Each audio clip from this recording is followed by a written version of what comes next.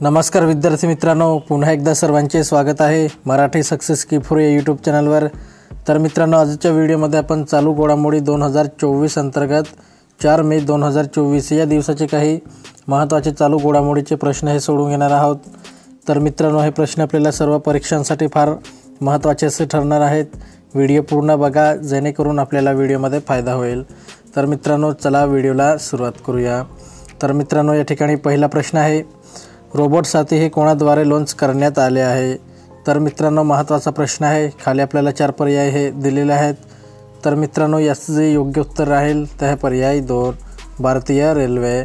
तर मित्रांनो, रोबोट साथी हे भारतीय रेल्वेद्वारे लॉन्च करण्यात आले आहे। पुढचा प्रश्न आहे प्रश्न क्रमांक 2, जगातील सर्वात मोठे विमानतळ हे कोठे साकारण्यात येणार आहे? तर मित्रांनो, याचं जे योग्य उत्तर राहील ते आहे पर्याय 3, दुबई। तर मित्रांनो, जगातील सर्वात मोठे विमानतळ हे दुबई येथे साकारण्यात येणार आहे। प्रश्न क्रमांक 3 आहे, दुबई येथे उभारण्यात येणाऱ्या जगातील सर्वात मोठ्या विमानतळाचे क्षेत्रफळ हे किती एकर असणार आहे? तर मित्रांनो, महत्त्वाचा प्रश्न आहे। तर मित्रांनो, याचं जे योग्य उत्तर राहील ते आहे पर्याय 1, 70 एकर। पुढचा प्रश्न आहे प्रश्न क्रमांक 4, तिरंदाजी विश्वचषक प्रतीक 2024 कोठे आयोजित करण्यात आले आहेत? तर मित्रांनो, याचं जे योग्य उत्तर राहील ते आहे पर्याय 1, शांघाय। तर मित्रांनो, तिरंदाजी विश्वचषक प्रतीक 2024 हे शांघाय येथे आयोजित करण्यात आले आहे। पुढचा प्रश्न आहे प्रश्न क्रमांक 5, खालीलपैकी कोण एका विश्वचषकात 3 सुवर्ण पदक जिंकणारी दुसरी भारतीय तिरंदाज ठरले आहे? तर मित्रांनो, याचं जे योग्य उत्तर राहील ते आहे पर्याय 4, ज्योती सुरेखा वेन्नम। तर मित्रांनो, ज्योती सुरेखा वेन्नम ही एका विश्वचषकात 3 सुवर्ण पदक जिंकणारी दुसरी भारतीय तिरंदाज ही ठरले आहे। पुढचा प्रश्न आहे प्रश्न क्रमांक 6, तिरंदाजी विश्वचषक स्पर्धेत भारताच्या दीपिका कुमारीने कोणते पदक जिंकले आहे? तर मित्रांनो, याचं जे योग्य उत्तर राहील ते आहे पर्याय 1, रौप्य पदक। तर मित्रांनो, तिरंदाजी विश्वचषक स्पर्धेत भारताच्या दीपिका कुमारीने रौप्य पदक हे जिंकले आहे। पुढचा प्रश्न आहे प्रश्न क्रमांक 7, तिरंदाजी विश्वचषक स्पर्धेत भारताने किती सुवर्ण पदके जिंकले आहेत? तर मित्रांनो, याचं जे योग्य उत्तर राहील ते आहे पर्याय 4, 5।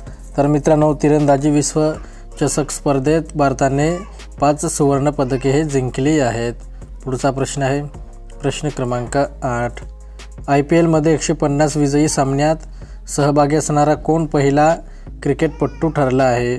तर मित्रांनो, महत्त्वाचा प्रश्न आहे। तर याचं जे योग्य उत्तर राहील ते आहे पर्याय 2, MS धोनी। तर मित्रांनो, IPL मध्ये 150 विजयी सामन्यात सहभागी असणारा MS धोनी हा पहिला क्रिकेटपटू ठरला आहे। पुढचा प्रश्न आहे प्रश्न क्रमांक 9, कोणत्या देशाच्या संसदेने समलैंगिक संबंधांना गुन्हा ठरविणारे विधेयक पारित केले आहे? तर मित्रांनो, महत्त्वाचा प्रश्न आहे। तर याचं जे योग्य उत्तर राहील ते आहे पर्याय 4, इराक। तर मित्रांनो, इराक या देशाच्या संसदेने समलैंगिक संबंधांना गुन्हा ठरविणारे विधेयक पारित केले आहे। पुढचा प्रश्न आहे प्रश्न क्रमांक 10, भारताचे एकूण किती बॅडमिंटनपटू पॅरिस ऑलिम्पिकसाठी पात्र ठरले आहेत? तर मित्रांनो, याचं जे योग्य उत्तर राहील ते आहे पर्याय 1, 7। तर मित्रांनो, भारताचे एकूण 7 बॅडमिंटनपटू हे पॅरिस ऑलिम्पिकसाठी पात्र ठरले आहेत। पुढचा प्रश्न आहे प्रश्न क्रमांक 11, भारतीय लस उत्पादक संघाच्या अध्यक्षपदी कोणाची निवड झाली आहे? तर मित्रांनो, याचं जे योग्य उत्तर राहील ते आहे पर्याय 2, कृष्णा M. एल्ला।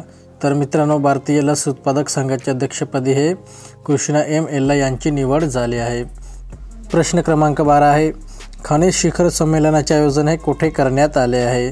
तर मित्रांनो, महत्त्वाचा प्रश्न आहे। तर याचं जे योग्य उत्तर राहील ते आहे पर्याय 4, नवी दिल्ली। तर मित्रांनो, खनिज शिखर संमेलनाचे आयोजन हे नवी दिल्ली येथे करण्यात आले आहे। पुढचा प्रश्न आहे प्रश्न क्रमांक 13, कोणत्या पोर्टला देशातील पहिले ट्रान्सशिपमेंट पोर्ट घोषित करण्यात आले आहे? तर मित्रांनो, याचं जे योग्य उत्तर राहील ते आहे पर्याय 3, विंझिजम।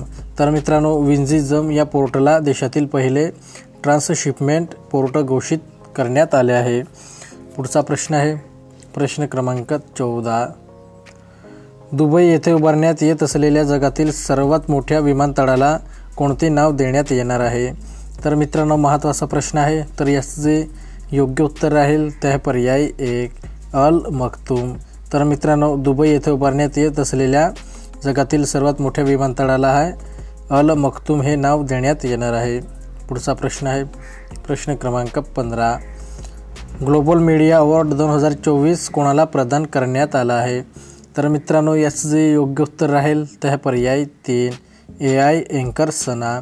तर मित्रांनो ग्लोबल मीडिया अवॉर्ड 2024 हे AI अँकर सोना यांना प्रदान करण्यात आलं आहे.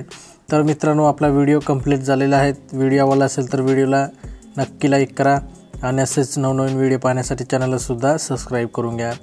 तर मित्रांनो चला पुढच्या नवीन व्हिडिओसोबत भेटूयात.